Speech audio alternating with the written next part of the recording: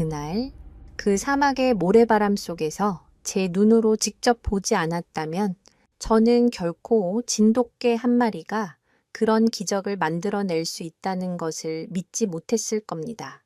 이것은 단순한 동물의 이야기가 아닙니다.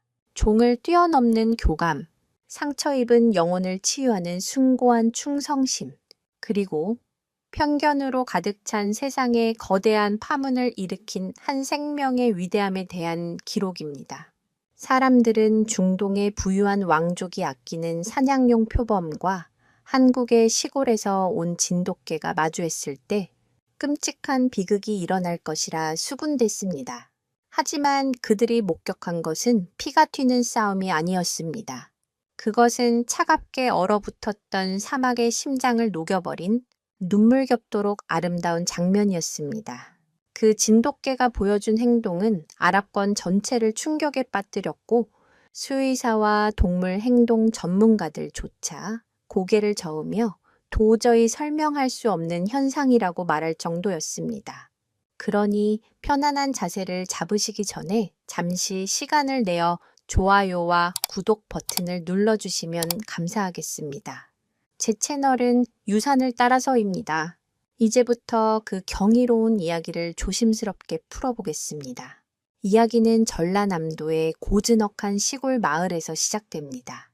50대 중반의 박진우 씨는 대대손손 진돗개를 길러온 그야말로 진돗개에 미친 사람이었습니다. 그의 삶은 화려하지 않았습니다. 아침에 눈을 뜨면 개들의 상태를 살피고 낮에는 함께 뒷산을 뛰어다니며 훈련하고 저녁에는 툇마루에 앉아 녀석들의 털을 빗어주는 것이 일상의 전부였습니다. 그에게 진돗개는 단순한 애완견이 아니었습니다. 가족이었고 삶의 철학이었으며 조상대대로 이어져 온 자랑스러운 유산 그 자체였습니다. 수많은 진돗개 중에서도 박진우 씨의 심장 가장 깊은 곳에 자리 잡은 녀석은 바로 백호였습니다. 온몸이 눈처럼 새하얀 털로 덮여 있고 늠름한 체구에 짙은 갈색 눈을 가진 백호는 그야말로 진돗개의 정수와도 같은 존재였습니다. 영리함은 물론 주인에 대한 충성심과 대담함은 마을 전체에 소문이 자자할 정도였죠. 박진우 씨는 백호의 눈을 보면 무슨 생각을 하는지, 어떤 감정을 느끼는지 굳이 말을 하지 않아도 알 수 있었습니다. 그들은 주인과 개를 넘어 영혼으로 연결된 동반자였습니다. 그러던 어느 여름날 오후, 박진우 씨의 조용한 일상에 작은 파문이 일었습니다. 낯선 우편 배달부가 먼지를 풀풀 날리며 그의 집 앞에 섰고 건네준 것은 지금껏 한 번도 받아본 적 없는 종류의 편지였습니다. 두꺼운 크림색 종이에 찍힌 금박 문양, 왁스로 단단히 봉인된 봉투는 머나먼 이국 땅의 향기를 물씬 풍기고 있었습니다. 발신지는 아랍에미리트. 박진우 씨는 고개를 갸웃거렸습니다. 그가 아는 중동이라고는 뉴스에서 본 석유 부자들의 나라라는 것뿐 그곳에 아는 사람 하나 없었기 때문입니다. 조심스럽게 봉투를 뜯자 유려한 필체의 영문과 함께 서툰 한국어로 번역된 내용이 적혀 있었습니다. 편지의 내용은 믿기 어려울 정도로 파격적이었습니다. 발신인은 아랍에미리트의 유력 가문인 알 나흐얀 가문의 셰이크 아흐메드 빈 칼리파 알 나흐얀. 그는 자신을 사막의 매와 동물을 사랑하는 사람이라고 소개하며 박진우 씨의 명성을 익히 들어 알고 있다고 했습니다. 한국의 한 외교관이 진돗개의 우수성에 대해 침이 마르게 칭찬하며 박진우 씨를 최고의 전문가로 추천했다는 것이었습니다. 셰이크는 간곡한 어조로 도움을 요청했습니다. 왕가에서 대대로 길러온 매우 특별하고 소중한 동물이 깊은 마음의 병을 앓고 있으며 세계 최고의 전문가들을 모두 불렀지만 아무도 해결하지 못했다는 것이었습니다. 그는 마지막 희망으로 한국의 진돗개가 가진 특별한 기운과 교감 능력이 그 동물을 치유할 수 있을지도 모른다는 신라 같은 기대를 걸고 있었습니다. 그리고 제안의 마지막은 박진우 씨의 눈을 의심하게 만들었습니다. 왕복 항공편과 최고급 숙식은 물론 성공 시 그가 평생 만져볼 수 없을 액수의 보상금을 약속한 것입니다. 하지만 돈보다 그의 마음을 움직인 것은 다른 구절이었습니다. 만약 당신의 진돗개가 우리 가문의 보물을 치유해준다면 나는 전 세계의 진돗개의 위대함을 알리는 명예 후원자가 될 것을 약속하오. 박진우 씨의 심장이 세차게 뛰기 시작했습니다. 이것은 단순한 돈벌이가 아니었습니다. 평생을 바쳐 지켜온 진돗개의 가치를, 그 위대함을 세계 만방에 증명할 일생일대의 기회였습니다. 하지만 편지 한 구석에는 작지만 불길한 글씨로 쓰인 경고 문구가 있었습니다. 그 특별한 동물은 현재 그 어떤 사람의 접근도 허용하지 않으며 극도로 예민하고 위험한 상태라는 것. 심지어 만질 수 없는 영혼이라는 표현까지 쓰여 있었습니다. 아내는 위험하다며 극구 말렸습니다. 마을 사람들 역시 낯선 땅에 가서 고생할 필요가 있냐며 혀를 찼습니다. 그러나 박진우 씨의 시선은 마당 한쪽에서 묵묵히 자신을 바라보고 있는 백회계로 향했습니다. 백호의 깊고 충직한 눈빛 속에서 그는 어떤 확신을 보았습니다. 그 눈은 마치 주인님, 저를 믿으십시오. 우리가 함께라면 못할 일이 없습니다. 라고 말하는 듯 했습니다. 며칠 밤낮을 고민하던 박진우 씨는 마침내 결정을 내렸습니다. 그는 셰이크에게 답신을 보냈습니다. 당신의 제안을 받아들이겠습니다. 제 가장 위대한 동반자 백호와 함께 사막으로 가겠습니다. 그렇게 한국의 시골 마을에서 평생을 살아온 한 남자와 진돗개 한 마리는 아무도 예상치 못한 운명의 소용돌이 속으로 발을 내딛게 되었습니다. 그들을 기다리는 것이 부와 명예일지 아니면 낯선 땅에서의 좌절과 위험일지 그 누구도 알지 못했습니다. 그저 사막의 뜨거운 바람만이 그들의 여정을 재촉하고 있을 뿐이었습니다. 박진우 씨가 운명적인 결정을 내리고 있을 무렵 지구 반대편의 거대한 궁전에서는 깊은 시름이 감돌고 있었습니다. 끝없이 펼쳐진 황금빛 사막 위에 세워진 셰이크 아흐메드의 궁전은 현대 기술과 전통 아라베스크, 양식이 어우러진 그야말로 동화 속에나 나올 법한 장소였습니다. 궁전의 주인인 셰이크 아흐메드는 중동에서도 손꼽히는 부와 권력을 가졌지만 그의 얼굴에는 그늘이 가득했습니다. 그는 자신의 집무실 창가에 서서 저 멀리 특별히 설계된 거대한 사육장 안을 침통한 표정으로 내려다보고 있었습니다. 그의 시선이 머무는 곳에는 맹수 한 마리가 있었습니다. 유려하게 뻗은 몸, 점박이 무늬의 아름다운 황금빛 털, 그 어떤 동물보다 빠르고 우아한 움직임을 자랑하던 사냥 표범, 치타였습니다. 그녀의 이름은 자흐라, 아랍어로 빛나는 꽃이라는 뜻을 가진 셰이크 아흐메드가 가장 아끼고 사랑하는 존재였습니다. 자흐라는 단순한 사냥용 동물이 아니었습니다. 셰이크에게는 자식과도 같은 존재였죠. 그는 자흐라가 갓 태어난 새끼였을 때부터 직접 우유를 먹이고 함께 사막을 달리며 유대감을 쌓아왔습니다. 자흐라는 셰이크의 기대에 부응하듯 왕가의 어떤 치타보다도 영리하고 용맹하게 자라났습니다. 사냥 대회에서는 언제나 압도적인 속도와 기술로 우승을 차지했고 그 명성은 아라비아 반도 전역에 자자했습니다. 셰이크는 귀한 손님이 올 때마다 자흐라를 자랑스럽게 소개했고 그녀의 늠름한 모습에 감탄하지 않는 이가 없었습니다. 자흐라는 왕가의 살아있는 상징이자 셰이크 아흐메드의 가장 큰 자부심이었습니다. 그녀의 목에는 왕가의 문양이 새겨진 다이아몬드 목걸이가 걸려 있었는데 이는 셰이크가 그녀를 얼마나 특별하게 여기는지를 보여주는 증표였습니다. 그러나 1년 전 끔찍한 사건이 그 모든 것을 바꿔놓았습니다. 왕가의 사유지에서 사냥 훈련을 하던 중 자흐라와 그녀의 형제는 밀렵꾼들이 설치해 놓은 잔인한 강철 덫에 걸리고 말았습니다. 뒤늦게 발견되었을 때 형제는 이미 숨을 거둔 뒤였고 자흐라는 피투성이가 된 채 간신히 목숨만 건졌습니다. 육체의 상처는 세계 최고의 수의사들이 달려들어 몇 달에 걸쳐 겨우 치료했지만 영혼에 새겨진 상처는 그 누구도 어쩔 수 없었습니다. 그날 이후 빛나던 꽃 자흐라는 완전히 시들어 버렸습니다. 그녀는 더 이상 누구에게도 마음을 열지 않았습니다. 한때 그토록 따르던 셰이크 아흐메드가 다가가도 그녀는 목덜미의 털을 곤두쓰고 맹렬하게 으르렁거릴 뿐이었습니다. 눈빛에서는 과거의 총명함과 신뢰 대신 세상 모든 것에 대한 깊은 증오와 공포만이 번뜩였습니다. 식사도 거부하기 일쑤였고 밤에는 알 수 없는 악몽에 시달리는 듯 비명을 지르며 사육장 안을 미친 듯이 뛰어다녔습니다. 셰이크는 자흐라를 되돌리기 위해 백방으로 노력했습니다. 미국과 유럽에서 가장 유명한 동물 행동 전문가, 심리학자, 심지어 동물과 교감한다는 영매까지 불러들였습니다.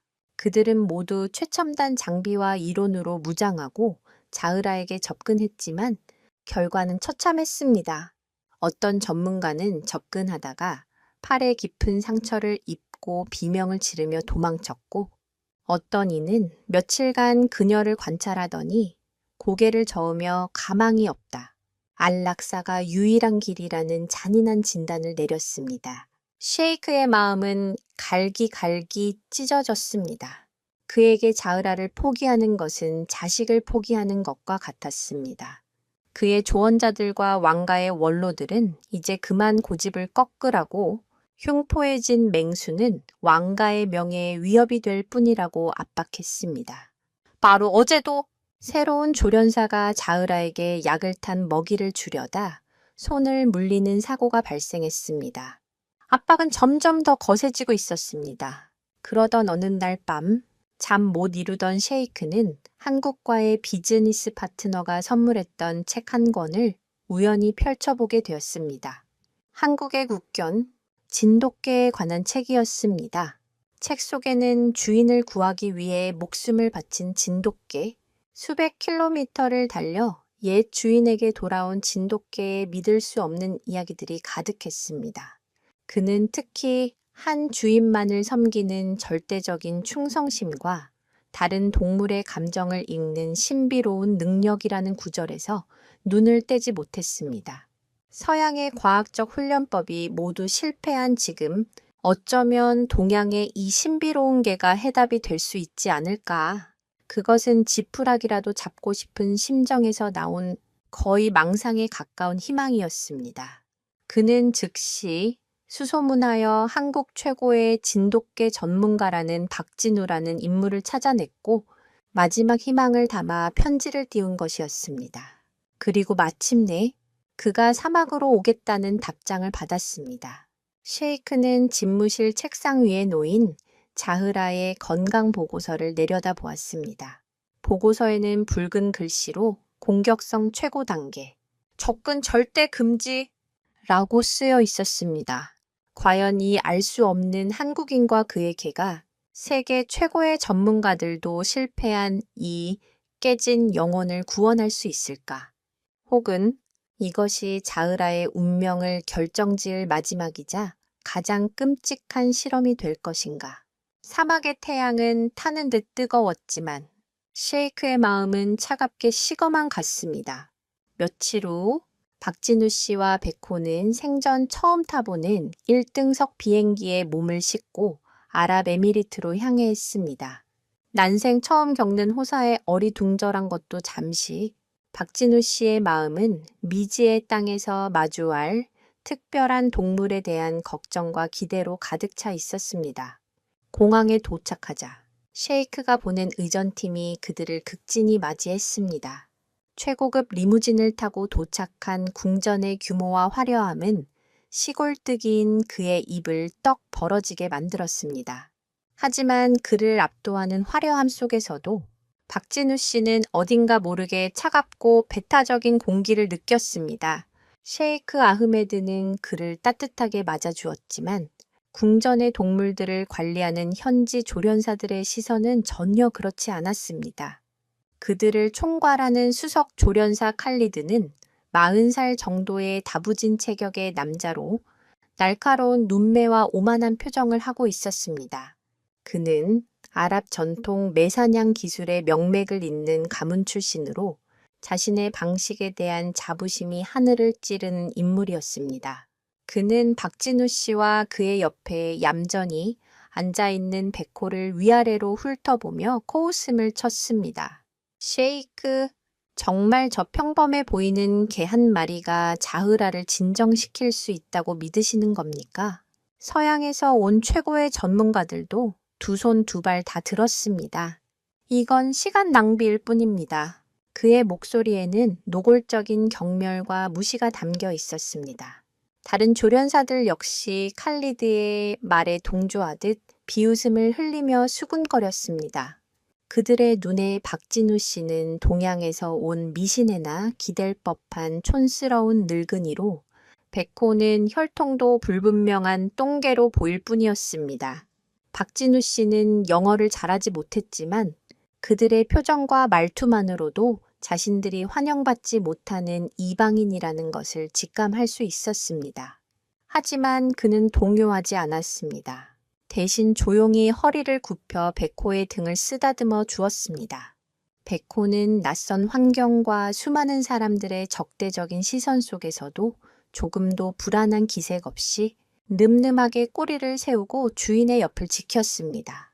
그 모습은 마치 나는 당신들이 평가할 그런 존재가 아니다 라고 말하는 듯 했습니다. 셰이크 아흐메드는 조련사들의 무례한 태도를 꾸짖었지만 그들 사이에 흐르는 냉랭한 기류를 완전히 없앨 수는 없었습니다. 그는 박진우 씨에게 자흐라의 상태에 대해 설명하며 그녀가 있는 사육장으로 안내했습니다. 거대한 강화 유리 너머로 보이는 자흐라의 모습은 박진우 씨의 예상을 뛰어넘는 것이었습니다. 한때 빛나는 꽃이라 불렸다는 사실이 믿기지 않을 정도로 자흐라는 지쳐있고 황폐해 보였습니다. 아름다운 털은 윤기를 잃었고 날카로운 눈빛에는 깊은 슬픔과 분노가 뒤섞여 있었습니다. 그녀는 우리 안을 초조하게 맴돌다가 인기척을 느끼자 유리를 향해 미친 듯이 달려들어 날카로운 발톱으로 긁어대며 포효했습니다. 그 모습은 맹수라기보다는 고통 속에서 비명을 지르는 상처 입은 영혼에 가까웠습니다. 박진우 씨는 한동안 말없이 자흐라를 지켜보았습니다. 그의 눈빛은 동정이 아닌 깊은 이해와 공감으로 가득 차 있었습니다. 그는 셰이크에게 물었습니다. 저 녀석이 가장 좋아했던 것이 무엇입니까? 셰이크는 슬픈 표정으로 답했습니다. 바람을 느끼며 사막을 달리는 것, 그리고 저녁 노을을 바라보는 것을 좋아했소. 박진우 씨는 고개를 끄덕였습니다. 그는 당장 자흐라를 만나게 해달라고 요청하지 않았습니다. 대신 자신과 백호가 머물 숙소를 자흐라의 사육장이 보이는 곳으로 정해달라고 부탁했습니다. 그리고 앞으로 며칠간은 아무것도 하지 않고 그저 멀리서 자흐라를 지켜보기만 하겠다고 말했습니다. 그의 방식은 조련사들의 비웃음을 사기에 충분했습니다. 저 동양인은 겁을 먹은 게 틀림없어. 멀리서 보기만 해서 뭐가 달라진단 말인가. 칼리드는 다른 조련사들 앞에서 보란듯이 박진우 씨를 조롱했습니다. 그들에게 동물을 다룬다는 것은 힘과 기술로 복종시키는 것이었습니다. 박진우 씨의 기다림의 방식은 나약하고 어리석은 행동으로밖에 보이지 않았습니다. 박진우 씨는 그들의 비난에 일절 대응하지 않았습니다. 그는 묵묵히 자신의 숙소 발코니에 의자를 놓고 앉아 백호와 함께 하루 종일 자흐라를 관찰했습니다. 백호 역시 주인의 의도를 아는 듯 짖거나 소란을 피우지 않고 조용히 자흐라의 움직임 하나하나를 눈으로 좇았습니다. 박진우 씨는 자흐라가 언제 불안해하는지, 언제 잠시나마 평온을 찾는지, 그녀의 작은 습관과 소리까지 모두 기록하고 기억했습니다. 이것은 단순한 관찰이 아니었습니다. 소리 없는 교감의 시작이자 얼어붙은 마음의 문을 두드리기 위한 신중한 준비 과정이었습니다. 하지만 사막의 조련사들에게 이 기묘한 동양인과 그의 개가 보내는 침묵의 신호는 그저 무능함의 증거일 뿐이었습니다. 그들은 곧 닥쳐올 박진우의 실패를 예감하며 그의 뒤에서 더욱 교활한 음모를 꾸미기 시작했습니다. 과연 침묵과 기다림이라는 박진우의 방식은 불신과 편견으로 가득한 이 낯선 땅에서 통할 수 있을까요? 아니면 칼리드의 예상대로 처참한 실패로 끝나고 말까요? 며칠이 흘렀지만 상황은 나아지지 않았습니다. 박진우 씨와 백호는 여전히 멀리서 자흐라를 지켜볼 뿐 어떠한 적극적인 행동도 취하지 않았습니다. 이러한 소극적인 태도는 수석 조련사 칼리드의 오만함을 더욱 부채질했습니다. 그는 셰이크 아흐메드에게 찾아가 박진우 씨의 무능함을 거듭 주장했습니다. 셰이크, 보십시오. 저 동양인은 자흐라가 무서워 가까이 가지도 못하고 있습니다. 저런 식으로 해서 어느 세월의 마음을 연단 말입니까? 시간만 낭비할 뿐입니다. 당장 저 자를 돌려보내고 제게 맡겨주십시오. 저만의 방식으로 길들여 보이겠습니다. 그의 방식이란 굶기고 위협하여 맹수의 야성을 꺾고 복종하게 만드는 전통적이지만 잔인한 훈련법을 의미하는 것이었습니다. 셰이크는 박진우 씨에 대한 믿음이 흔들리기 시작했지만 그가 한국에서 오기 전 마지막으로 했던 말을 떠올리며 칼리드의 제안을 거절했습니다. 조금만 더 기다려 봅시다. 그에게는 그만의 이유가 있을 것이요. 셰이크의 신임이 여전히 박진우에게 향해 있다는 사실에 칼리드는 분노와 질투심을 느꼈습니다.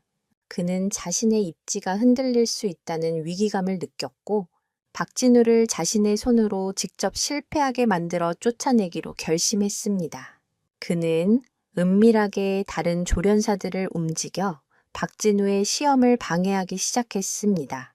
박진우 씨는 다음 단계로 백호가 사용하던 담요와 자신의 냄새가 밴 옷가지를 자흐라의 사육장 근처에 놓아두어 냄새에 익숙해지게 하려는 계획을 세웠습니다. 이는 동물에게 새로운 존재를 서서히 인식시키는 가장 기본적인 방법이었습니다. 하지만 다음 날 아침 그가 가져다 놓은 물건들은 온데간데 없이 사라져 있었습니다. 박진우 씨는 그저 바람에 날아갔으려니 생각했지만 이는 칼리드의 수하들이 밤중에 몰래 치워버린 것이었습니다. 칼리드의 방해는 점점 더 노골적이고 교묘해졌습니다. 박진우 씨가 자흐라에게 줄 특별 영양식을 준비하면 누군가 몰래 들어와 상한 재료를 섞어 놓았습니다. 다행히 냄새에 민감한 백호가 먼저 킁킁거리며 위험 신호를 보냈기에 박진우 씨는 음식이 잘못되었음을 알아차리고 자흐라에게 먹이는 것을 중단할 수 있었습니다.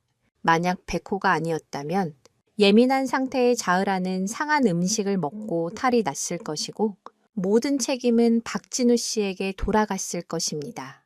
또 한 번은 박진우 씨가 자흐라의 불안감을 낮추기 위해 조용하고 낮은 톤의 한국 민요를 틀어놓았는데 칼리드는 일부러 사육장 근처에서 다른 맹수들을 자극하여 소란을 피우고 시끄러운 소음을 만들어 분위기를 망쳐놓기도 했습니다. 그는 박진우 씨가 시도하는 모든 평화로운 접근법을 뒤에서 교묘하게 망가뜨리며 그의 방식이 효과가 없는 것처럼 보이게 만들었습니다. 박진우 씨는 이러한 방해 공작을 어렴풋이 눈치챘지만 물증이 없었기에 섣불리 셰이크에게 고자질할 수도 없었습니다. 그는 이방인이었고 이곳의 조련사들은 모두 칼리드의 사람들이었습니다. 괜한 분란을 일으켰다가는 쫓겨나는 쪽은 자신이 될 것이 뻔했습니다. 그는 흔들리지 않고 자신의 방식을 고수하기로 마음 먹었습니다. 그는 보이지 않는 벽에 부딪히고 있다는 것을 알았지만 포기할 수는 없었습니다. 그의 뒤에는 진돗개의 명예가 걸려 있었기 때문입니다. 그는 전략을 바꾸기로 했습니다. 더 이상 간접적인 방법이 통하지 않는다면 정면으로 부딪혀 보는 수밖에 없었습니다. 그는 셰이크에게 공식적으로 요청했습니다. 이제 때가 된 것 같습니다. 베코와 자흐라를 직접 대면시키겠습니다. 이 소식이 전해지자 궁전은 발칵 뒤집혔습니다. 조련사들은 미친 짓이라며 수군거렸습니다. 칼리드는 겉으로는 걱정하는 척했지만 속으로는 쾌재를 불렀습니다. 드디어 올 것이 왔구나. 저 멍청한 개가 자흐라의 발톱에 찢겨 죽으면 모든 것이 끝이다. 그는 이것이 박진우를 완벽하게 몰아낼 절호의 기회라고 생각했습니다. 그는 심지어 대면 직전에 자흐라를 더욱 예민하게 만들기 위해 몰래 그녀가 싫어하는 고양이와 맹수의 소변 냄새를 사육장 근처에 뿌려두는 비열한 짓까지 저질렀습니다. 셰이크 아흐메드는 박진우 씨의 갑작스러운 결정에 불안감을 감추지 못했습니다. 정말 괜찮겠소? 자흐라는 지금 극도로 위험한 상태요. 당신의 개가 목숨을 잃을 수도 있소. 박진우 씨는 그런 셰이크를 바라보며 조용하지만 단호하게 말했습니다. 셰이크, 진돗개는 그저 싸움만 잘하는 개가 아닙니다. 상대의 기세에 눌리지 않는 담대함과 상처 입은 영혼을 알아보는 특별한 눈을 가지고 있습니다. 저의 베코를 믿어주십시오. 그의 차분한 목소리와 베코를 향한 절대적인 신뢰에 셰이크는 마침내 고개를 끄덕였습니다. 그는 만일의 사태에 대비해 마취총을 든 경비병들을 배치하라고 지시했습니다. 마침내 운명의 날이 밝았습니다. 모두가 비극을 예상하는 가운데 진돗개 베코와 표범 자흐라의 숨막히는 첫 대면이 이루어지기 직전이었습니다. 과연 이 만남은 칼리드의 계략대로 끔찍한 유혈 사태로 끝날 것인가? 아니면 모두의 예상을 뒤엎는 기적의 시작이 될 것인가? 사막의 태양이 모든 것을 지켜보고 있었습니다.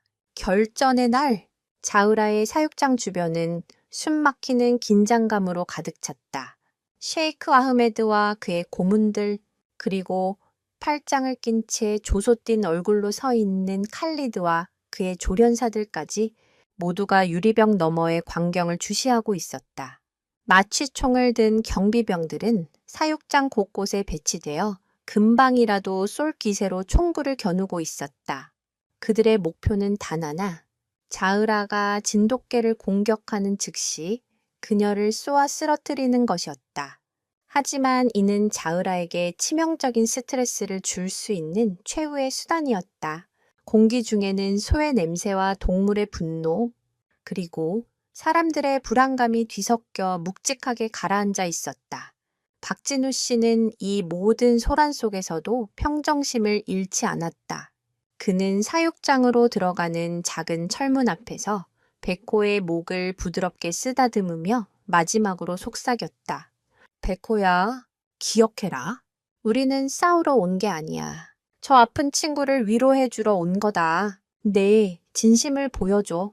베코는 마치 그 말을 알아들었다는 듯 주인의 손을 한번 핥고는 깊고 차분한 눈으로 앞을 응시했다. 철문이 삐걱거리며 열리는 소리와 함께 박진우 씨는 베코의 목줄을 풀어주었다. 들어가. 그의 나직한 명령에 베코는 한치의 망설임도 없이 사육장 안으로 성큼 들어섰다. 그 순간 사육장 반대편에서 초조하게 서성거리던 자흐라가 움직임을 멈췄다. 그녀의 온몸의 근육이 긴장으로 꿈틀거렸고 콧구멍은 벌름거렸다. 자신의 영역에 침범한 낯선 존재를 발견한 것이다. 칼리드가 몰래 뿌려둔 자극적인 냄새 때문에 이미 극도로 예민해져 있던 자흐라의 눈이 이글거리는 불꽃처럼 타올랐다. 크르르릉, 목 깊은 곳에서부터 끌어나오는 사리에 가득 찬 경고음이 사육장 전체에 울려 퍼졌다. 지켜보던 사람들은 모두 숨을 죽였다. 칼리드는 입가의 승리에 미소를 지었다. 모든 것이 그의 계획대로 흘러가고 있었다. 저 하얀 개는 곧 찢겨진 고깃덩어리가 될 것이고 동양에서 온 사기꾼은 짐을 싸서 돌아가게 될 터였다. 자흐라는 등을 활처럼 구부리며 공격 태세를 갖췄다. 금방이라도 땅을 박차고 튀어나가 백호의 목덜미를 물어뜯을 기세였다. 경비병들의 손가락이 마취총의 반가소에 위에서 파르르 떨렸다. 셰이크는 차마 그 광경을 보지 못하고 눈을 질끈 감았다. 바로 그때 모두의 예상을 뒤엎는 일이 벌어졌다.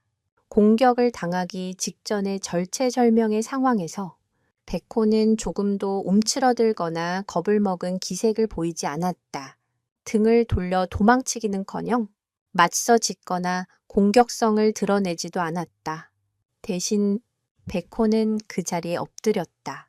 앞발을 가지런히 모으고 고개를 살짝 숙인 채 자흐라의 불타는 눈을 피하지 않고 묵묵히 바라볼 뿐이었다. 이것은 복종의 자세이기도 했지만 동시에 나는 너에게 위협이 되지 않아 라고 말하는 명백한 평화의 신호였다. 자흐라는 혼란에 빠졌다. 지금까지 그녀의 영역에 들어온 모든 존재는 두려움에 떨거나 어설프게 그녀를 제압하려 들었다. 하지만 눈앞의 이 하얀 동물은 달랐다. 자신보다 체구도 작은 주제에 조금도 두려워하지 않았고 공격할 의사도 없어 보였다. 자흐라의 맹렬한 기세가 한풀 꺾였다. 그녀는 여전히 경계심을 풀지 않은 채 으르렁거렸지만 당장이라도 달려들 듯 했던 자세는 누그러졌다. 백호는 그런 자흐라를 향해 아주 천천히 조심스럽게 꼬리를 한두 번 흔들었다. 그것은 재롱을 부리는 듯한 가벼운 움직임이 아니었다. 상대를 안심시키려는 깊은 배려가 담긴 신중한 몸짓이었다. 사육장 안에는 두 동물이 뿜어내는 팽팽한 긴장감과 기묘한 정적만이 흘렀다.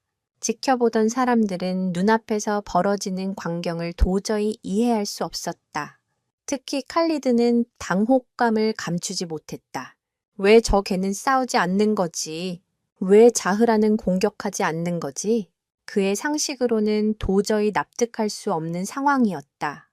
박진우 씨는 주먹을 꽉 쥔 채 자신의 분신과도 같은 백호를 믿음의 눈으로 지켜보고 있었다. 그는 알고 있었다. 이것은 단순한 힘겨루기가 아니라는 것을. 지금 백호는 자신의 모든 감각을 동원해 자흐라의 상처 입은 영혼을 읽어내고 자신의 순수한 영혼으로 말을 걸고 있는 중이라는 것을. 싸움이 아닌 교감, 제압이 아닌 이해, 그것이 바로 진돗개가 가진 위대함의 본질이었다. 시간은 마치 멈춘 듯 흘러갔다. 몇 분이 몇 시간처럼 느껴지는 숨막히는 대치 상태가 이어졌다. 과연 백호의 이 예상치 못한 평화의 메시지는 분노로 가득 찬 자흐라의 마음에 닿을 수 있을까? 아니면 이 아슬아슬한 평화는 언제 터질지 모르는 시한폭탄처럼 더 큰 비극의 전조에 불과한 것일까? 모두의 심장이 세차게 방망이질했다. 사육장 안의 시간은 얼어붙은 듯했다. 자흐라는 여전히 백호를 향해 으르렁거렸지만 그 소리에는 처음의 살기 대신 혼란과 의문이 섞여 있었다. 그녀는 이해할 수 없었다. 눈앞의 이 하얀 생명체는 지금까지 자신이 겪어온 세상의 법칙을 완전히 무시하고 있었다. 위협을 받으면 도망치거나 맞서 싸워야 한다. 그것이 야생의 철칙이었다. 하지만 백호는 그 어떤 행동도 하지 않은 채 그저 깊고 고요한 눈으로 자신을 바라볼 뿐이었다. 그 눈빛에는 두려움도 저기도 없었다. 마치 오래전 모든 것이 평화로웠던 시절 어미의 눈을 보는 듯한 설명할 수 없는 평온함이 담겨 있었다. 백호의 흔들림 없는 눈빛은 마치 거울처럼 자흐라 자신의 내면에 들끓고 있는 분노와 슬픔 그리고 고독을 고스란히 비추고 있었다. 자흐라는 자신도 모르게 으르렁거리는 것을 멈췄다. 백호는 자흐라의 작은 변화를 놓치지 않았다. 그는 여전히 엎드린 자세를 유지한 채 아주 미세하게 고개를 갸웃거렸다. 마치 왜 그렇게 아파하고 있니? 라고 묻는 듯한 부드러운 몸짓이었다. 그리고는 천천히, 아주 천천히 자리에서 일어났다. 그 움직임은 너무나도 신중해서 마치 물이 흐르는 것처럼 자연스러웠다. 그는 자흐라에게 곧장 다가가지 않았다. 대신 사육장의 벽을 따라 천천히 원을 그리며 걷기 시작했다. 자흐라의 시야에서 벗어나지 않으면서도 안전거리를 유지하며 그녀가 자신을 충분히 관찰할 시간을 주는 행동이었다. 이것은 박진우 씨가 수십 년간 터득한 동물의 경계심을 허무는 가장 효과적인 방법이었다. 백호는 그 훈련을 완벽하게 이해하고 실행하고 있었다. 지켜보던 사람들은 모두 넋을 잃었다. 특히 칼리드와 그의 조련사들은 경악을 금치 못했다. 그들이 아는 개들은 맹수 앞에서 본능적으로 공포를 느끼거나 혹은 어리석은 용맹함으로 무모하게 지저댔다. 하지만 백호는 달랐다. 그는 마치 노련한 심리학자처럼 상대의 감정을 읽고 그에 맞춰 자신의 행동을 정교하게 조절하고 있었다. 저것은 훈련만으로 되는 것이 아니었다. 타고난 기품과 지성이 없다면 불가능한 일이었다. 칼리드는 자신의 뺨이 화끈거리는 것을 느꼈다.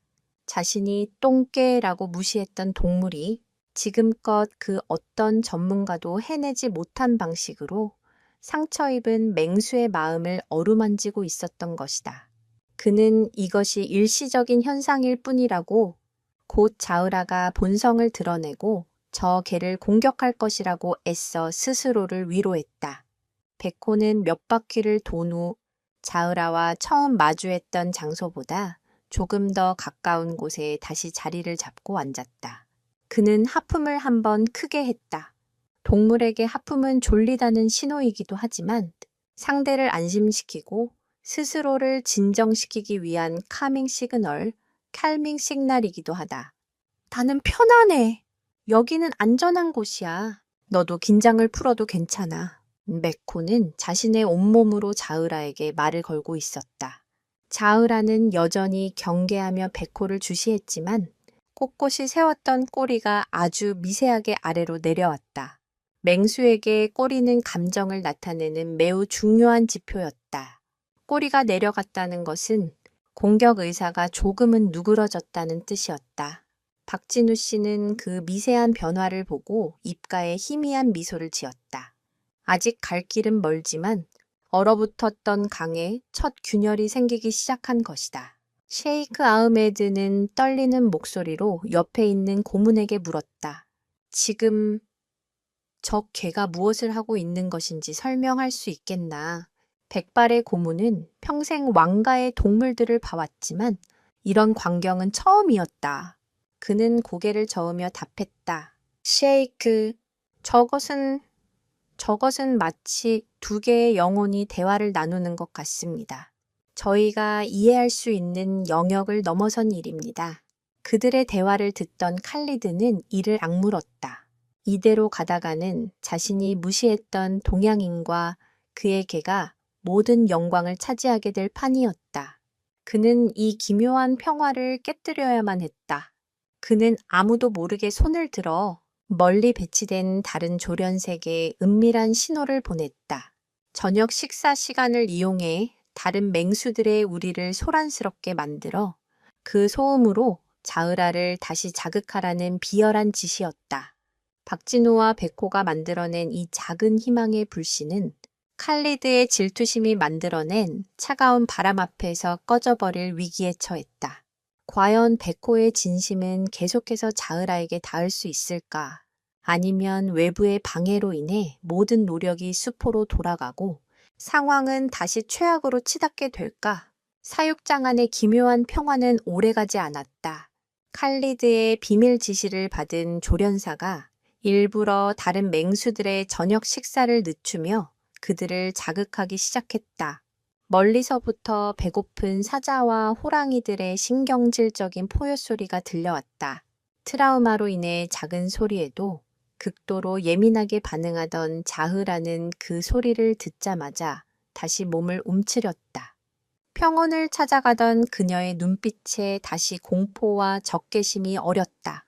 그녀는 과거의 끔찍한 기억이 되살아난 듯 불안하게 주변을 두리번거리기 시작했다. 백호가 애써 만들어 놓은 평화의 막에 균열이 가기 시작한 것이다. 백호 역시 그 소리를 들었다. 그는 소리가 들려오는 쪽을 향해 잠시 귀를 끝 세웠지만 이내 다시 자흐라에게 시선을 고정했다.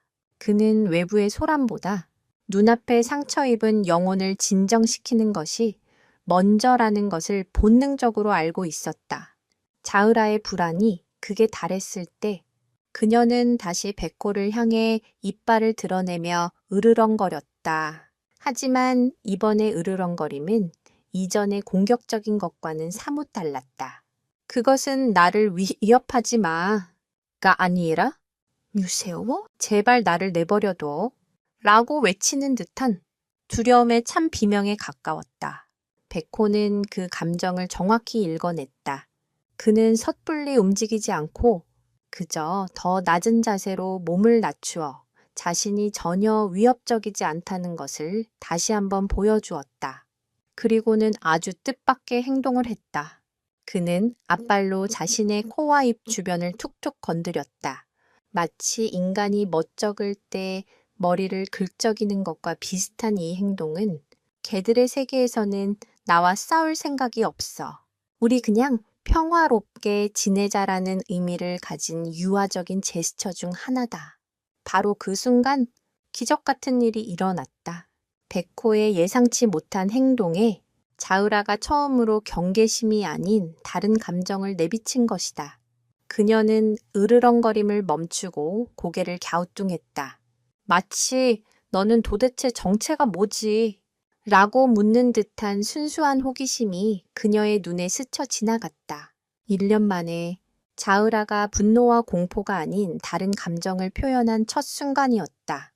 유리병 너머에서 이 모든 것을 지켜보던 셰이크 아흐메드는 자신의 눈을 의심했다. 그는 자흐라의 저 표정을 기억했다. 아주 어렸을 적 세상 모든 것이 신기하고 궁금했던 시절에 짓던 바로 그 표정이었다. 그의 메마른 눈가에 뜨거운 것이 차올랐다. 백호는 기회를 놓치지 않았다. 그는 아주 천천히 배를 땅에 댄 포복 자세로 자흐라를 향해 조금씩 기어가기 시작했다. 한 뼘, 또 한 뼘, 마치 살얼음 판을 걷듯 조심스러운 접근이었다. 자흐라는 뒷걸음질 치지 않았다. 그녀는 여전히 그 자리에 서서 기묘한 생명체의 행동을 뚫어지게 관찰했다. 마침내 백호는 자흐라의 발 바로 앞, 안전거리라고 여겨지는 마지막 경계선에 멈춰섰다. 그리고는 고개를 옆으로 돌려 자흐라의 눈을 직접적으로 쳐다보는 것을 피했다. 이것 또한 상대를 존중하고 위협 의사가 없음을 알리는 중요한 신호였다. 잠시 정적이 흘렀다. 모두가 숨을 죽이고 다음 순간을 기다렸다. 그때 자흐라가 천천히 고개를 숙여 백호의 냄새를 맡기 시작했다. 킁킁거리는 소리가 사육장 안에 조용히 울려 퍼졌다. 그녀는 백호의 하얀 털, 흙냄새가 섞인 발, 그리고 주인을 향한 충성심이 배어있는 그 몸의 모든 냄새를 자신의 기억 속에 각인하려는 듯 오랫동안 냄새를 맡았다. 이것은 엄청난 진전이었다. 자흐라가 1년 만에 다른 생명체에게 자신의 코를 허락한 것이다. 이것은 탐색이자 소리 없는 인사였다. 유리병 너머의 박진우 씨는 마침내 안도의 한숨을 내쉬었다. 가장 어려운 첫 관문을 통과한 것이다. 칼리드는 믿을 수 없다는 표정으로 얼굴이 굳어졌다. 그의 계획은 완벽하게 빗나갔다. 자흐라를 자극하려던 소음은 오히려 백호의 침착함과 지혜를 더욱 돋보이게 만드는 계기가 되었을 뿐이다. 그는 이대로 물러설 수 없었다. 그의 머릿속에서 더욱 위험하고 악랄한 계획이 번뜩이기 시작했다. 그래, 저 개가 표범의 신뢰를 얻게 둔다. 그리고 가장 결정적인 순간에 그 신뢰를 깨뜨려 버리는 거야. 배신감은 그 어떤 상처보다 깊은 법이지. 다윗은 남은 때 그는 박진우와 백회에게 잠시 성공의 단맛을 보게 한 뒤 그들을 나락으로 떨어뜨릴 잔인한 계략을 꾸미기 시작했다. 과연 박진우와 백호는 이제 막 싹트기 시작한 이 교감의 씨앗을 무사히 키워낼 수 있을까? 아니면 질투심에 눈이 먼 조련사의 더 교활한 함정에 빠져 모든 것을 잃게 될까? 아주 작은 균열이 생긴 얼음판 위로 위태로운 희망의 발걸음이 내디뎌지고 있었다. 그날 이후 백호와 자흐라의 관계는 느리지만 꾸준히 발전해 나갔다. 박진우 씨는 매일 같은 시간에 백호를 사육장 안으로 들여보냈고 둘은 마치 오랜 친구처럼 시간을 보냈다. 처음에는 거리를 두고 서로를 관찰하기만 하던 그들은 점차 함께 걷고 나란히 엎드려 사막의 바람을 느끼기도 했다. 백호는 결코 자흐라를 귀찮게 하거나 자신의 방식을 강요하지 않았다. 그는 언제나 묵묵히 자흐라의 곁을 지키며 그녀가 마음을 열고 다가올 때까지 기다려주었다. 자흐라는 그런 백획에서 점차 안정감을 느끼기 시작했다. 밤마다 그녀를 괴롭히던 악몽의 횟수가 줄어들었고 거부하던 식사량도 조금씩 늘었다. 그녀의 눈빛에서 도끼와 광기는 서서히 사라지고 그 자리에 희미하게 남아 과거의 총명함이 돌아오기 시작했다. 셰이크 아흐메드는 기쁨을 감추지 못했다. 그는 매일같이 박진우 씨를 찾아와 감사를 표했고 그에게 왕궁의 어떤 것이든 요구할 수 있는 권한을 주었다. 박진우 씨에 대한 셰이크의 신임이 두터워질수록 수석 조련사 칼리드의 심기는 더욱 불편해졌다. 궁전 내에서 그의 입지는 급격히 좁아지고 있었다. 다른 조련사들조차 그의 방식을 비웃으며 박진우 씨와 백호의 교감 능력을 경외의 눈으로 바라보기 시작했다. 칼리드는 이 모든 상황을 뒤집을 한 방이 필요했다. 그는 자신의 명예와 자존심을 되찾기 위해 돌이킬 수 없는 위험한 계략을 꾸미기 시작했다. 그는 백호와 자흐라의 신뢰가 가장 깊어졌을 때 그 관계를 한순간에 파괴시켜 버리기로 마음먹었다. 칼리드는 자흐라의 트라우마를 교묘하게 이용하기로 했다. 자흐라는 쇠붙이가 부딪히는 소리나 갑작스러운 섬광에 극도로 민감하게 반응했다. 그것은 그녀를 끔찍한 덫의 기억으로 되돌려 보내는 반가수의 트리거였다. 그는 며칠에 걸쳐 몰래 사육장 한쪽 구석, 눈에 잘 띄지 않는 바위 틈에 날카로운 금속 조각들을 숨겨두었다. 그리고 그는 결정적인 날을 기다렸다. 그날은 셰이크 아흐메드가 중요한 외국의 사절단에게 백호와 자흐라의 관계 개선을 직접 보여주기로 한 날이었다. 궁전의 모든 중요 인물들이 모인 그 자리에서 박진우와 백호가 실패한다면 그들은 두 번 다시 재기할 수 없을 것이고 모든 비난은 그들에게 쏠릴 터였다. 마침내 약속의 날이 되었다. 박진우 씨는 여느 때처럼 백호를 사육장으로 들여보냈다. 백호와 자흐라는 이제 제법 친숙하게 서로에게 다가가 냄새를 맡으며 인사를 나누었다. 자흐라는 심지어 백호가 자신의 옆에 눕는 것을 허락하기까지 했다. 셰이크와 사절단은 유리 너머로 보이는 평화로운 광경에 감탄을 금치 못했다. 바로 그때였다. 칼리드는 미리 매수해둔 한 조련색에 눈짓을 보냈다. 그 조련사는 사육장 반대편에서 마치 실수인 척 커다란 쇠막대를 돌바닥에 떨어뜨렸다. 쨍그랑 귀를 찢는 듯한 날카로운 금속성, 파열음이 사육장 전체에 울려 퍼졌다. 그 소리를 듣는 순간 자흐라의 몸이 굳어졌다. 동공이 극도로 확장되었고 온몸에 털이 곤두섰다. 끔찍한 트라우마의 스위치가 켜진 것이다. 그녀의 눈에 더 이상 친구인 백호는 보이지 않았다. 오직 자신을 해치려는 적과 고통스러웠던 과거의 공포만이 존재할 뿐이었다. 크악! 자흐라는 이성을 잃은 비명을 지르며 주변을 마구 핥히기 시작했다. 그녀의 날카로운 발톱이 바닥과 벽을 긁으며 불꽃을 튀겼다. 상황은 순식간에 아수라장으로 변했다. 지켜보던 사람들은 비명을 지르며 뒷걸음질 쳤다. 셰이크는 얼굴이 새하얗게 질려 소리쳤다. 경비 마취총을 준비해. 하지만 칼리드의 계획은 여기서 그치지 않았다. 그는 두 번째 신호를 보냈다. 또 다른 조련사가 원격 조종장치를 눌렀다. 그러자 백호의 바로 뒤 바위 틈에 숨겨져 있던 금속 조각들이 쏟아져 내렸다.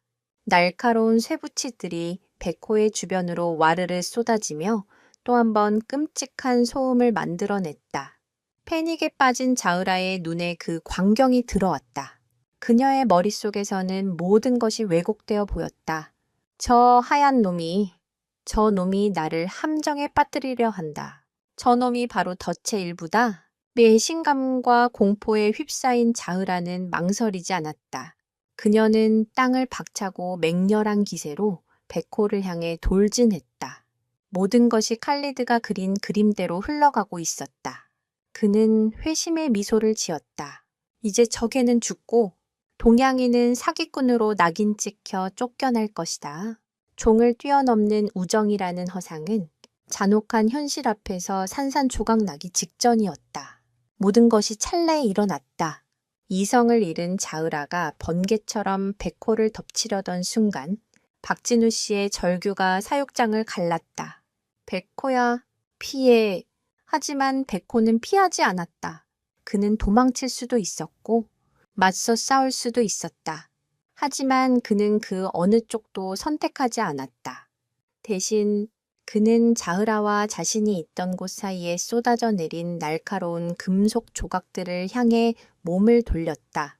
그리고는 자으라가 그 위를 밟고 다치기라도 할까 봐 자신의 몸으로 그 쇠붙이들을 덮치듯 막아서는 믿을 수 없는 행동을 했다. 백호의 하얀 털 위로 붉은 피가 솟구쳤다. 날카로운 쇠붙이들이 그의 옆구리와 다리를 깊숙이 파고들었다. 크응.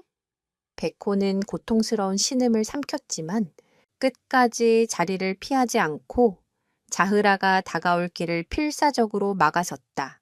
백호의 예상치 못한 자기 희생에 맹렬하게 달려들던 자흐라가 급정거하듯 우뚝 멈춰섰다. 그녀의 눈앞에 펼쳐진 것은 자신을 공격하는 적이 아니었다.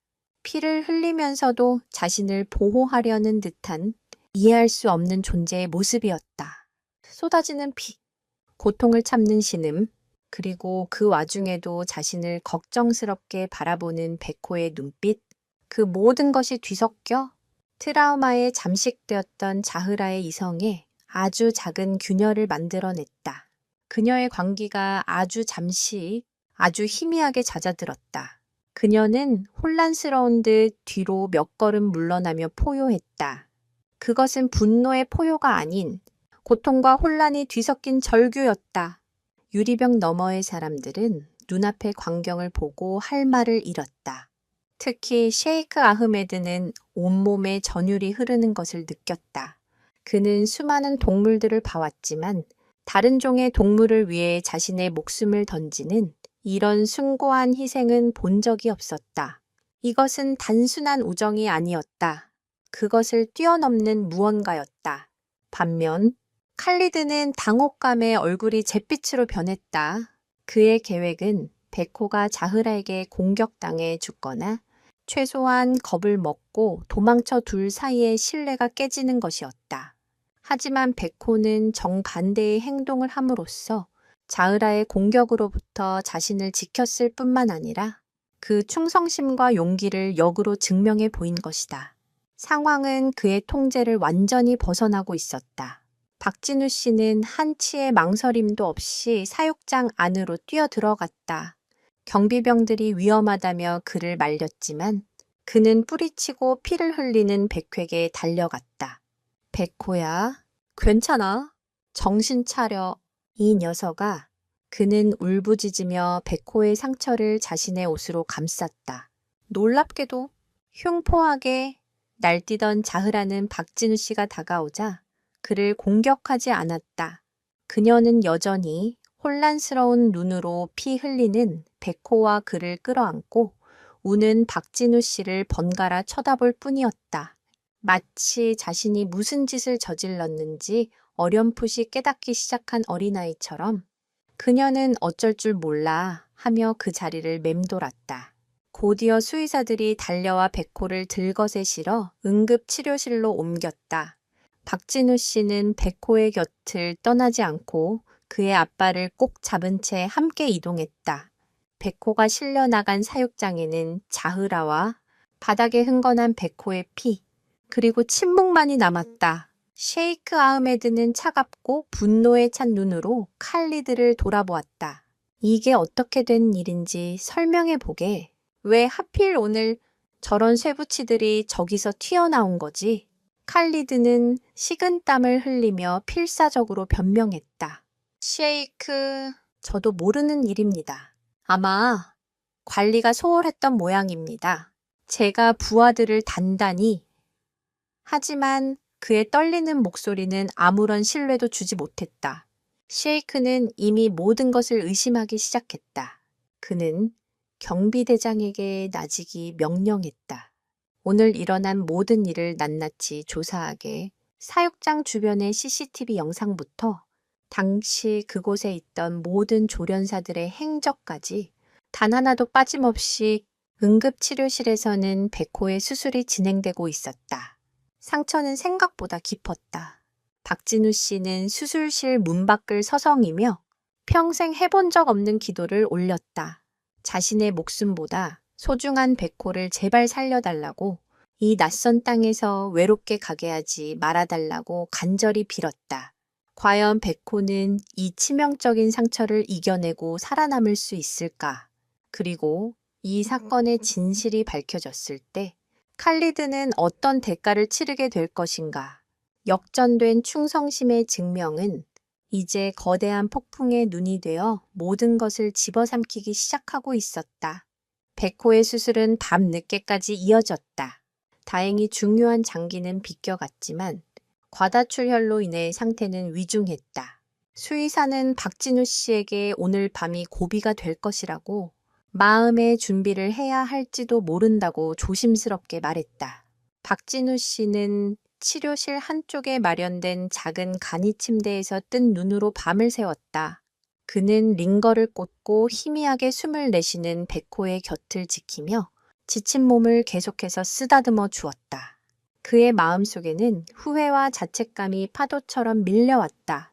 괜히 자신의 욕심 때문에 백호를 이 먼 곳까지 데려와 죽을 고생을 시키는 것 같아 가슴이 미어졌다. 한편 텅 빈 사육장에 홀로 남겨진 자흐라는 이상 행동을 보이기 시작했다. 그녀는 낮의 충격에서 벗어나지 못한 듯 불안하게 우리 안을 맴돌았다. 식사도 물도 모두 거부했다. 그녀의 코끝에는 여전히 백호의 피 냄새가 맴돌았고 눈앞에는 자신을 위해 몸을 던지던 백호의 모습이 어른거렸다. 그녀는 이전과는 다른 종류의 고통에 시달렸다. 그것은 외부의 위협에 대한 공포가 아니라 자신의 안에서부터 차오르는 죄책감과 혼란이었다. 한밤중이 되자 자흐라는 갑자기 사육장의 문을 향해 울부짖기 시작했다. 그녀는 문을 앞발로 긁고 몸으로 부딪히며 어떻게든 밖으로 나가려는 듯 필사적인 몸부림을 쳤다. 그녀의 기이한 행동에 당황한 조련사들은 셰이크 아흐메드에게 이 사실을 보고했다. 보고를 받은 셰이크는 잠시 고민에 빠졌다. 그는 혹시나 하는 마음에 한 가지 지시를 내렸다. 자흐라를 백호가 있는 치료실 근처로 데려가 보게. 난 절대 접근시키지는 말고 멀리서 볼 수만 있도록. 조련사들은 미친 짓이라며 반대했지만 셰이크의 명령은 단호했다. 조련사들은 특수 제작된 이동 우리의 자흐라를 태워 조심스럽게 백호가 있는 동물병동으로 이동시켰다. 자흐라는 이동하는 내내 얌전히 있었다. 마치 자신이 어디로 가는지 알고 있다는 듯이 병동 복도 끝 유리창을 통해 치료실 안을 들여다볼 수 있는 곳에 이동 우리가 멈춰 섰다. 우리 안에서 치료실을 들여다보던 자흐라의 눈에 붕대를 감고 누워있는 백호의 모습이 들어왔다. 그 순간 자흐라는 애처로운 소리를 내며 울기 시작했다. 그것은 맹수의 울음소리가 아니었다. 소중한 친구를 잃을까 두려워하는 슬픔에 가득 찬 흐느낌이었다. 그때 기적 같은 일이 일어났다. 의식 없이 가쁜 숨만 몰아쉬던 백호가 자흐라의 울음소리를 들은 듯 희미하게 눈을 떴다. 그리고는 힘겹게 고개를 돌려 유리창 너머의 자으라를 바라보았다. 둘의 시선이 허공에서 마주쳤다. 백호는 아주 작게 꼬리를 한번 흔들었다. 괜찮아. 울지 마. 라고 말하는 듯한 마지막 힘을 다한 위로의 신호였다. 그 모습을 본 셰이크와 조련사들은 할 말을 잃었다.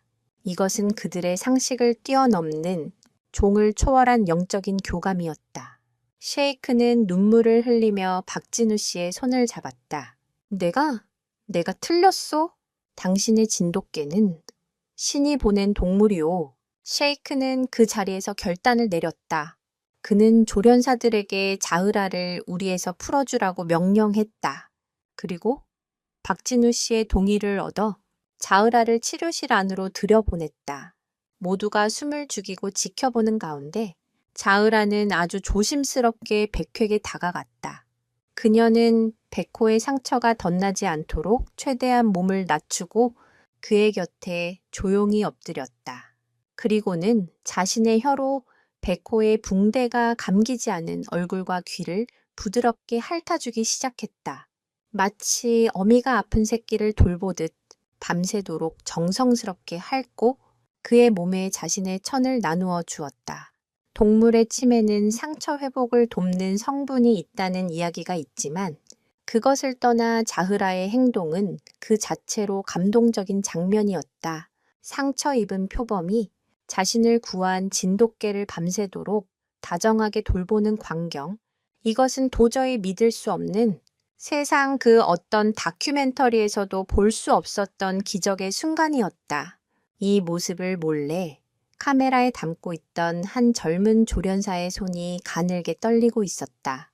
그는 이 영상이 곧 엄청난 파장을 불러일으킬 것이라는 사실을 직감했다.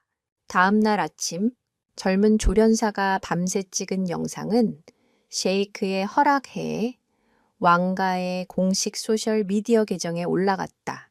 처음에는 짧은 클립으로 시작된 영상은 순식간에 인터넷을 통해 퍼져나가기 시작했다. 사냥 표범을 돌보는 진돗개라는 제목의 영상은 처음에는 사람들의 호기심을 자극했다. 하지만 영상을 본 사람들은 곧 말을 잃었다.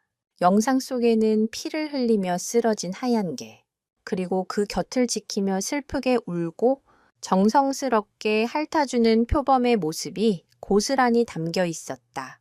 특히 자신을 공격했던 표범을 위해 기꺼이 몸을 던지는 백호의 모습과 그런 백호를 밤새 간호하는 자흐라의 모습은 그 어떤 영화보다도 드라마틱하고 감동적이었다. 영상의 파급력은 상상을 초월했다. 아랍에미리트를 넘어 사우디아라비아, 카타르, 쿠웨이트 등 중동 전역으로 퍼져나갔다. 아랍권 커뮤니티는 그야말로 큰 충격에 빠졌다. 맹수는 길들일 수는 있어도 교감할 수는 없다고 믿었던 그들의 상식이 송두리째 흔들리는 순간이었다. 사냥과 힘의 상징이었던 치타가 이방의 개 한 마리에게 보여주는 저 깊은 애정과 슬픔은 어떻게 설명해야 하는가? 처음 박진우 씨와 백호가 도착했을 때 그들을 비웃고 조롱했던 여론은 180도 뒤바뀌었다. 저 개는 보통 개가 아니다. 알라께서 보내신 사자일지도 모른다. 진도라는 개는 충성심뿐만 아니라 상처를 치유하는 신성한 힘을 가진 것 같다. 우리는 동양의 신비로운 동물을 너무 얕보았다. 등의 댓글이 수만 개씩 달리며 찬사와 경외심을 표했다. 영향력 있는 아랍의 언론사들이 이 소식을 대서특필하기 시작했다. 알자지라 방송은 특집 다큐멘터리를 긴급 편성했고 유명 신문사들은 한 면에 백호와 자흐라의 사진을 싣고 사막에 핀 기적 같은 우정이라는 제목의 기사를 내보냈다. 박진우 씨는 하루아침에 유명 인사가 되었다. 그가 진돗개를 훈련시키는 방식, 동물을 대하는 철학 등이 집중 조명되었다. 한국의 작은 시골 마을에서 온 평범한 남자는 이제 중동에서 가장 존경받는 동물 전문가 중 한 명이 된 것이다. 진돗개에 대한 관심도 폭발적으로 증가했다. 아랍의 부호들은 한국의 진돗개 협회에 천문학적인 액수를 제시하며 최고의 진돗개를 분양받고 싶다는 의사를 타진해왔다. 하지만 박진우 씨는 모든 인터뷰와 제안을 정중히 거절했다. 그에게 중요한 것은 명예나 돈이 아니었다. 오직 백호가 회복하는 것뿐이었다. 기적은 정말로 일어났다. 자흐라의 극진한 간호 덕분인지 아니면 수의사들의 훌륭한 의술 덕분인지 혹은 둘 모두의 힘이었는지 백호는 놀라운 속도로 회복하기 시작했다. 고비를 넘기고 의식을 되찾은 백호는 자흐라가 곁에 있다는 사실에 큰 안정감을 느끼는 듯했다. 자흐라는 백호가 기력을 차릴 때까지 한시도 그의 곁을 떠나지 않았다. 그녀는 이제 완벽하게 과거의 트라우마를 극복한 것처럼 보였다. 그녀의 눈에서는 더 이상 공포나 분노를 찾아볼 수 없었다. 오직 백호를 향한 깊은 신뢰와 애정만이 가득했다. 둘은 이제 단순한 친구를 넘어 생사를 함께한 운명 공동체이자 서로의 영혼을 구원한 존재가 되었다. 이 모든 과정을 지켜보는 칼리드의 심정은 지옥과도 같았다. 그는 자신이 파놓은 함정에 자신이 빠진 꼴이었다. 그가 꾸민 비열한 계략은 오히려 백호를 영웅으로, 박진우를 성자로 만들었다. 그는 매일 밤 악몽에 시달렸다. 셰이크의 차가운 눈초리와 자신을 향해 쏟아지는 동료들의 경멸, 어린 시선이 그를 옥죄어 왔다. 그리고 마침내 그의 숨통을 끊어놓을 결정적인 증거가 셰이크의 손에 들어갔다. 경비대장이 복원해낸 CCTV 영상에는 칼리드가 다른 조련색에 몰래 신호를 보내고 그 조련사가 쇠막대를 실수로 떨어뜨리는 장면이 똑똑히 찍혀 있었던 것이다. 때 또한 금속 조각들을 원격으로 쏟아지게 만든 장치에서 칼리드의 지문이 발견되었다. 모든 퍼즐 조각이 맞춰지는 순간이었다. 과연 명예를 목숨보다 중시하는 아랍 사회에서 주인을 기만하고 무고한 생명을 해치려 한 배신자는 어떤 운명을 맞이하게 될까? 사막의 심판이 서서히 다가오고 있었다. 셰이크 아흐메드는 자신의 집무실에서 CCTV 영상을 몇 번이고 돌려보았다. 영상 속에는 칼리드의 비열한 몸짓과 그로 인해 벌어진 끔찍한 사건의 전말이 고스란히 담겨 있었다. 셰이크의 얼굴은 분노로 굳어 있었다. 그는 자신의 믿음을 배신하고 가문의 명예에 먹칠을 했으며 무엇보다 자신이 자식처럼 아끼는 자흐라와 그녀를 구원해준 백호를 해치려 한 칼리드를 용서할 수 없었다. 그는 박진우 씨를 자신의 집무실로 정중히 초대했다. 그리고는 그의 앞에서 깊이 고개를 숙였다. 아랍 세계에서 왕족이 평민에게, 그것도 이방인에게 고개를 숙이는 것은 상상조차 할 수 없는 파격적인 일이었다. 박 선생, 진심으로 사죄드리오. 나의 어리석음과 편견이 당신과 당신의 위대한 계를 위험에 빠뜨렸소. 나의 사람을 제대로 관리하지 못한 나의 불찰이오. 셰이크의 목소리는 깊은 자책감으로 떨리고 있었다.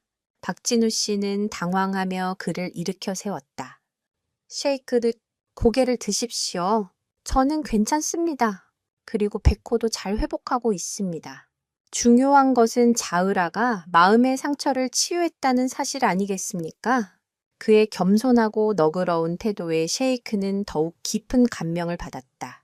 그는 박진우 씨에게 단순히 금전적인 보상을 하는 것을 넘어 진심을 다해 그의 공로를 치하하고 싶었다. 셰이크는 그 자리에서 왕가의 이름으로 공식 성명을 발표했다. 성명서에는 이번 사건의 모든 진실과 함께 칼리드의 악행이 낱낱이 기록되어 있었다.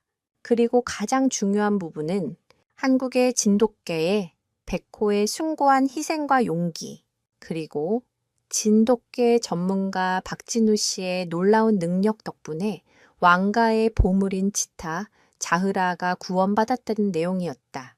셰이크는 진돗개는 대한민국이 세계에 선물한 위대한 유산이다.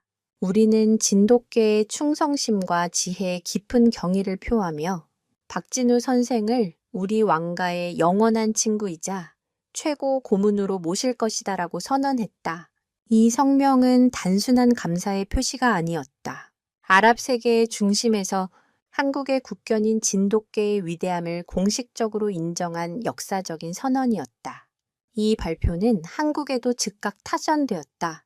처음에는 외신 토픽 정도로 작게 다뤄졌던 이 이야기는 셰이크의 공식 성명과 함께 국내 언론의 헤드라인을 장식하기 시작했다.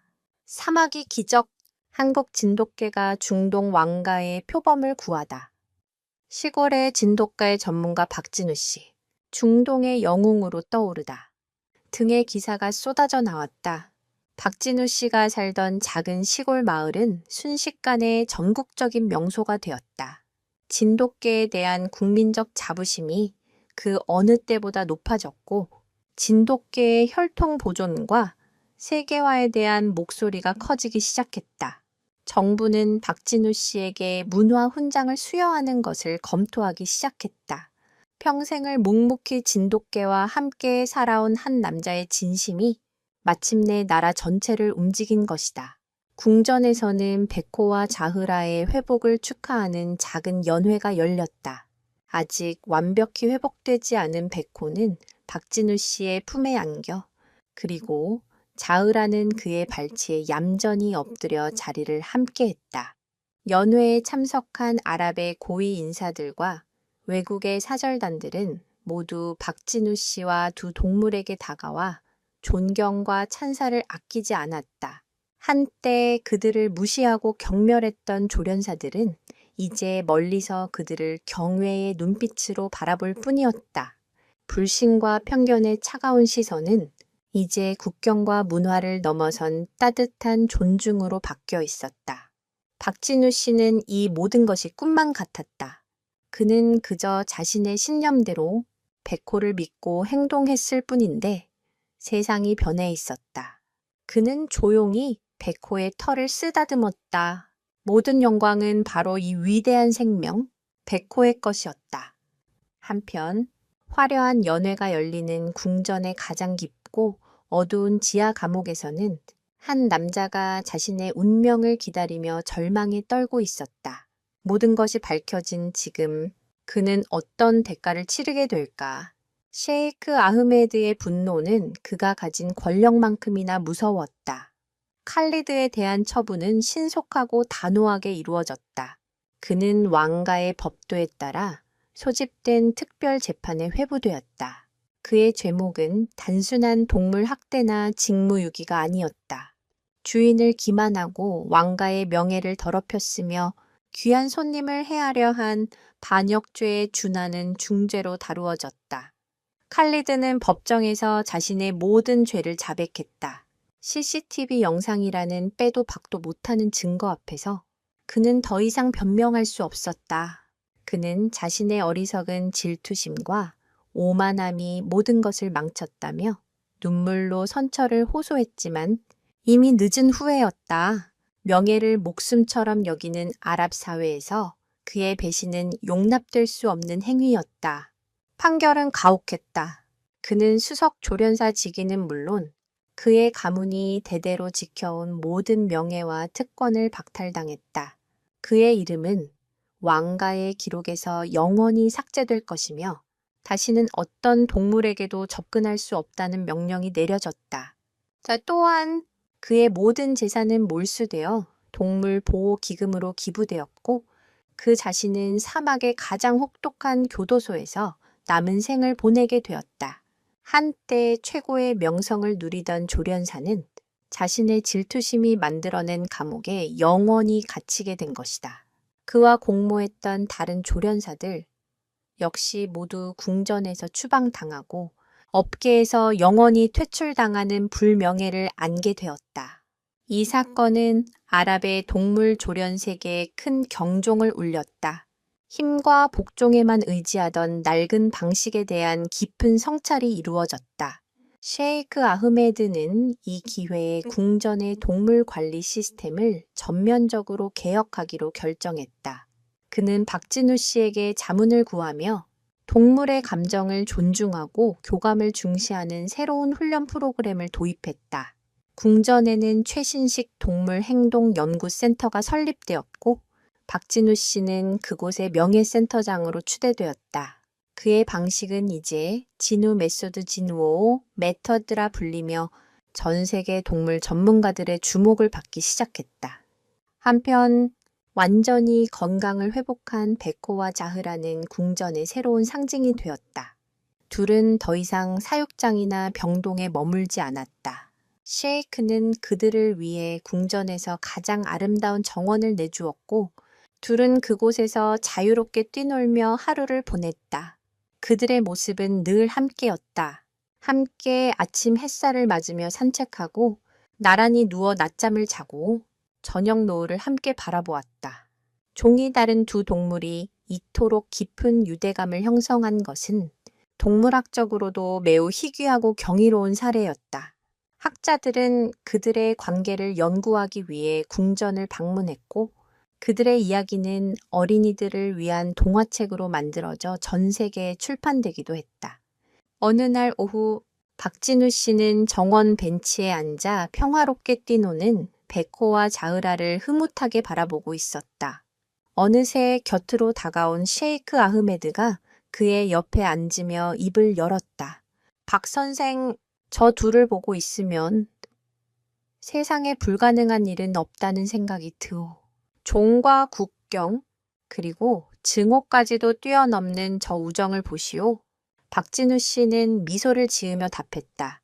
셰이크, 동물들은 저희보다 훨씬 순수합니다. 그들은 편견 없이 오직 마음으로 서로를 볼 뿐이지요. 저희 인간들이 배워야 할 점입니다. 두 사람은 말없이 한 폭의 그림 같은 베코와 자흐라의 모습을 오랫동안 바라보았다.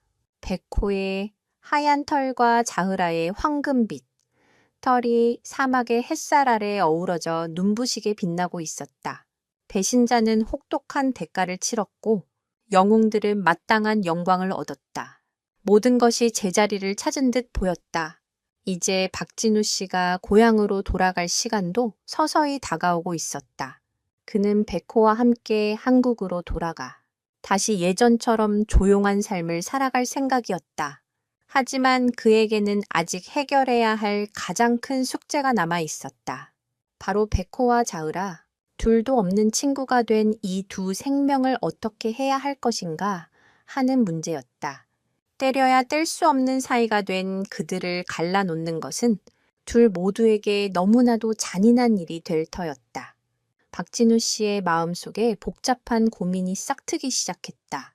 시간은 흘러 박진우 씨가 한국으로 돌아가기로 약속한 날이 일주일 앞으로 다가왔다. 궁전에는 아쉬움과 석별의 전기 감돌기 시작했다. 박진우 씨는 그동안 정들었던 궁전 사람들과 작별 인사를 나누며 짐을 정리했다. 하지만 그의 마음은 그 어느 때보다 무거웠다. 그의 고민은 오직 하나, 베코와 자흐라였다. 두 녀석은 이제 한시도 떨어지지 않는 사이가 되어 있었다.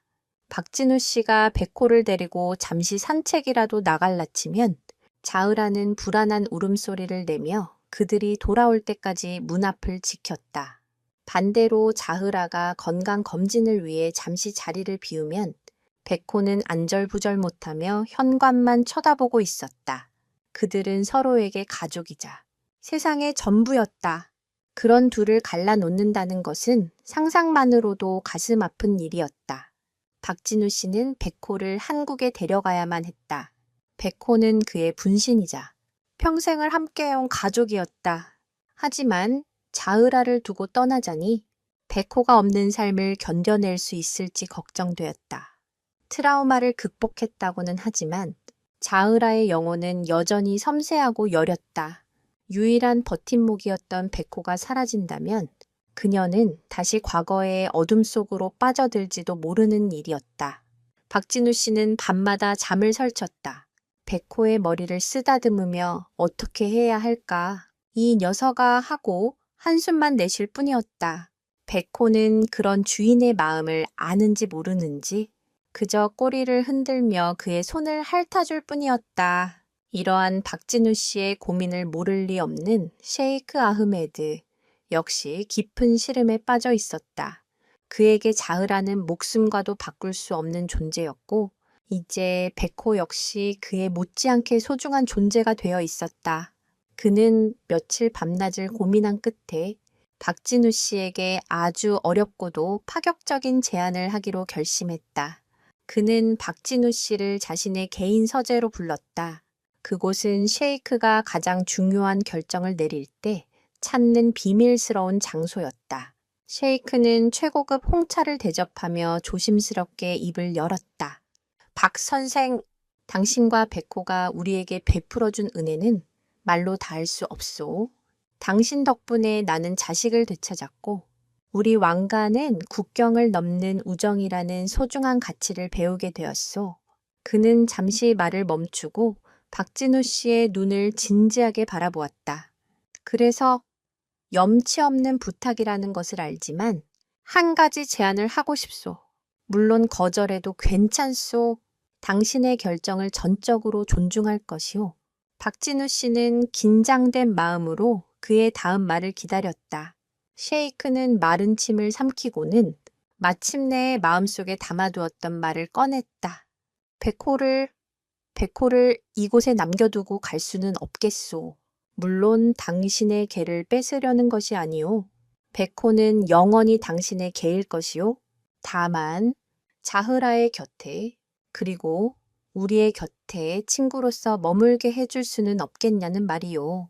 셰이크의 제안은 상상을 초월하는 것이었다. 그는 백호를 남겨주는 대가로 박진우 씨가 상상할 수 있는 모든 것을 약속했다. 한국에 있는 그의 고향집보다 수십 배는 더 큰 대저택과 평생 돌봐줄 하인들, 자식들은 물론 손주들까지 유학시키고도 남을 막대한 재산, 그리고 언제든 이곳을 자유롭게 방문할 수 있는 왕가의 최고 귀빈 대우까지 사실상 그의 남은 인생 전체를 책임지겠다는 한 나라의 군주가 할 수 있는 최고의 제안이었다. 그는 덧붙였다. 만약 당신이 원한다면 아예 이곳에 정착하여 우리 왕가의 동물들을 돌봐주는 최고 책임자가 되어주시오. 당신을 위해 무엇이든 하겠소. 제발 저 둘을 갈라놓지 말아주시오. 셰이크의 목소리에는 간절함이 묻어 있었다. 박진우 씨는 아무 말도 할 수 없었다. 머릿속이 하얗게 비는 듯 했다. 이것은 그의 인생 전체를 뒤흔드는 너무나도 어려운 선택이었다. 한쪽에는 평생을 함께한 자신의 분신 백호가 있고 다른 한쪽에는 백호의 행복과 자신을 믿고 따라준 셰이크의 간절한 부탁이 있었다.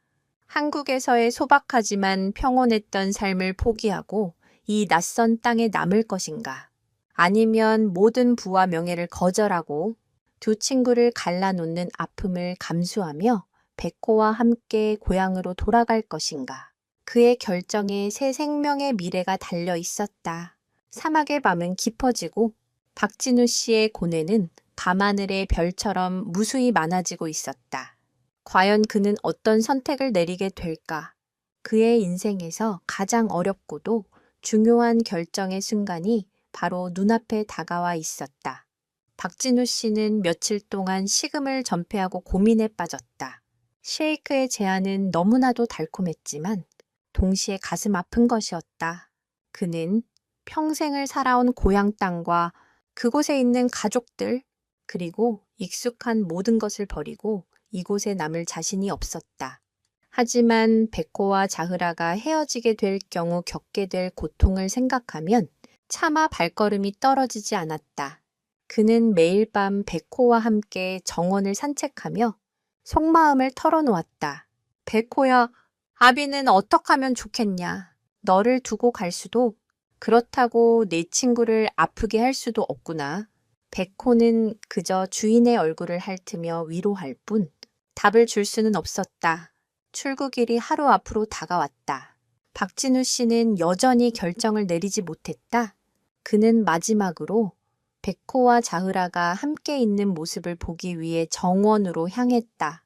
그곳에는 상상치도 못했던 광경이 펼쳐져 있었다.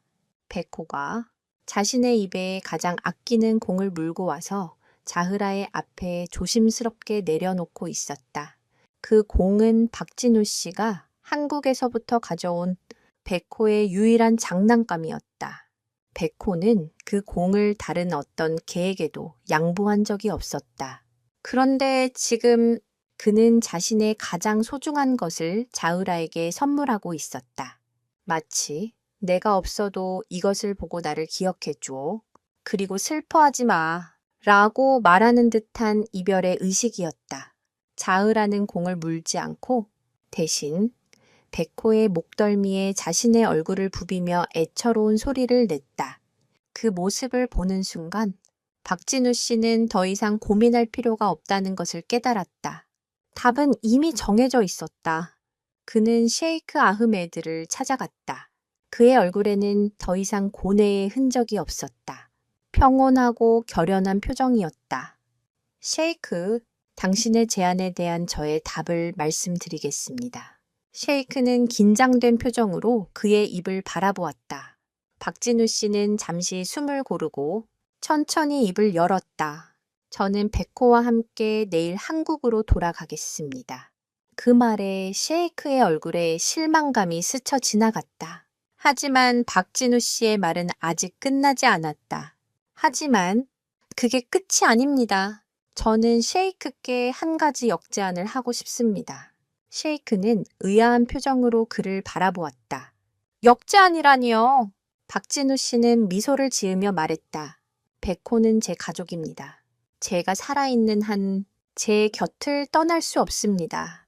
하지만 자흐라 역시 이제 백회에게는 그리고 저에게는 소중한 가족이 되었습니다. 가족은 함께 있어야 하는 법이지요. 그는 셰이크의 눈을 똑바로 보며 자신의 마지막 결심을 이야기했다. 자흐라를 저희와 함께 한국으로 보내주십시오. 셰이크는 자신의 귀를 의심했다. 왕가의 보물, 아랍에미리트의 상징과도 같은 치타를 다른 나라로 보내달라는 말인가. 그것은 상상조차 해본 적 없는 백호를 남겨달라는 자신의 제안보다 훨씬 더 충격적이고 불가능해 보이는 제안이었다. 박진우 씨는 말을 이었다. 저는 압니다. 자흐라가 셰이크께 얼마나 소중한 존재인지. 하지만 자흐라의 진정한 행복은 이 넓고 화려한 궁전이 아니라 마음을 나눌 수 있는 단 하나의 친구 곁에 있는 것이라고 믿습니다. 저의 고향집은 이곳처럼 화려하지는 않지만 넓은 마당과 백호와 함께 마음껏 뛰어놀 수 있는 산이 있습니다. 제가 제 목숨을 걸고 자흐라를 돌보겠습니다. 그리고 셰이크께서 원하시면 언제든 자흐라를 보러 오실 수 있도록 아예 저희 집 옆에 셰이크의 별장을 지어드리겠습니다. 그는 진심을 다해 호소했다. 이것은 동물을 물건처럼 거래하는 것이 아니었다. 오직 두 생명의 완전한 행복을 위한 그의 마지막 선택이었다. 셰이크 아흐메드는 거대한 충격에 휩싸였다. 그는 단 한 번도 자흐라를 자신의 곁에서 떠나보낸다는 생각을 해본 적이 없었다.